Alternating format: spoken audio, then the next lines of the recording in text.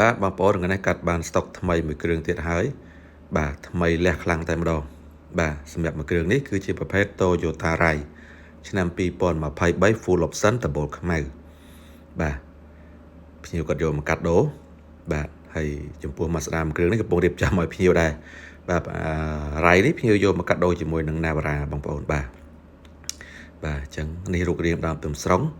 ទឹកថ្នាំស៊ីន Original មួយជុំស្គុតមួយជុំបាទម្ចាស់ដើមទិញពីក្រុមហ៊ុន Toyota ផ្ទាល់បាទ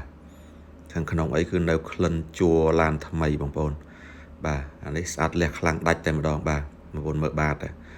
អត់ទាន់លាងទេណាបាទតែស្អាតបាទតោះបើគូតក្រោយបងប្អូនមើលបន្តិច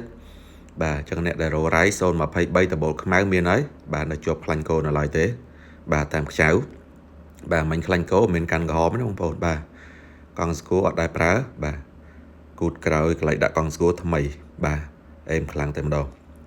បាទក៏ទិញពី Toyota ផ្ទាល់បងប្អូនមើលខាងក្នុងបន្តិចបាទនេះបងប្អូនបាទអេមបាទកំរាលអីហើយថង់លើនេះក៏អត់ទាន់បកដែរនៅលេខកូដអីទាំងអស់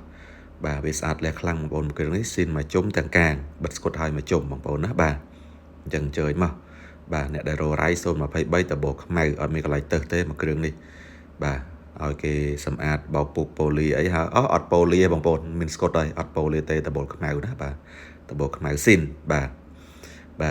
ញ្ចឹងអត់ប៉ូលីទេណាបងប្អូនបាទតែឲ្យគេបាទយល់បោកស្ងួតហើយលាងជំរះម៉ាស៊ីនលាងបាតអីទៅប៉ណ្ណឹងដាក់លក់បានហើយបងប្អូនណាបាទពួកអេតាឡានវាអត់មានអីទៅទេណាបាទអត់មានទៅទេបាទកាត់ត្រឡុកអីគឺនៅទាំងអស់ពីក្រុមហ៊ុនមកប្រហែលគឺនៅទាំងអស់សោស៊ីន2គ្រាប់ម្ចាស់ដើមទី1បាទគាត់យកមកកាត់ដូរ Nissan Navara បាទលេខមកមើលម៉ាស៊ីនបានបងប្អូនម៉ាស៊ីននេះអត់ទាន់ធ្វើអីទាំងអស់ខ្ចោនៅគីឡូ7ពណ៌បាទនៅគីឡូ7ពណ៌ពីខ្លាញ់គោមិនអញ្ចឹងឯងបងប្អូនណាបាទអញ្ចឹងបាញ់ទឹកលាងធម្មតាក៏បានដែរម៉ាស៊ីននេះបាទពូឡានវាថ្មីលះដាច់ហើយបាទ023 Toyota Rai ដបូលខ្មៅបងប្អូនចាប់អារម្មណ៍បាទអញ្ជើញមកបានណាបាទពីឃ្លាំងសុខាអូតូបាទតម្លៃសមរម្យទេបាទវីដេអូសុំខ្លីប៉ុណ្ណេះអរគុណគ្រប់លាបាយបាយ